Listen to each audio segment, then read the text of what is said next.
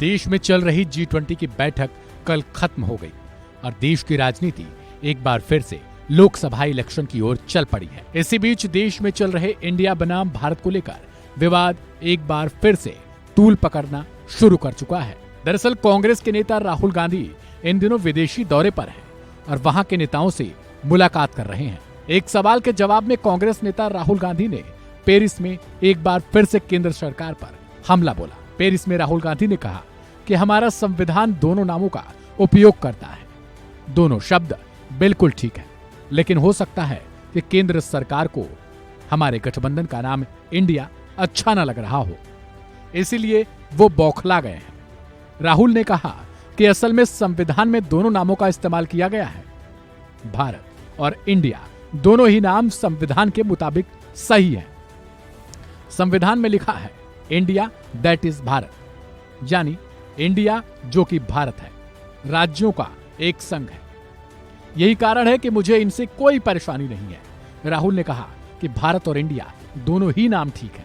राहुल ने भारत में अल्पसंख्यकों पर हमले के सवाल पर भी खुलकर बात की। राहुल ने कहा बीजेपी और आरएसएस भारत की निचली जाति, पिछड़ी जाति और अल्पसंख्यकों की अभिव्यक्ति और भागीदारी को रोकने की कोशिश कर रही हैं।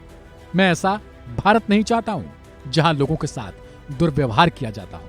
वहीं दूसरी तरफ जब राहुल गांधी से ये पूछा गया कि आखिर वो वैश्विक स्तर पर भारत को किसके पक्ष में देखते हैं, तो राहुल गांधी ने जवाब दिया कि अब आप भारत जैसे बड़े देश की बात कर रहे हैं तो हमें कई अलग अलग देशों के साथ संबंध बनाने होंगे। मुझे लगता है कि यह कहना सरलीकरण है कि आप किसके पक्ष में हैं। इसका सीधा जवाब यह है कि हम अपने पक्ष में हैं।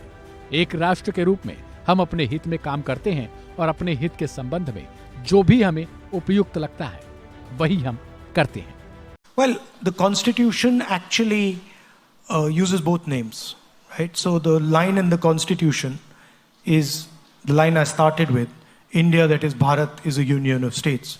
So I don't really see a problem there. Both words are perfectly acceptable.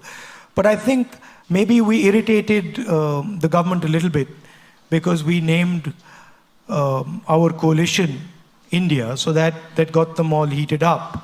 And now they've decided to change the name of the country.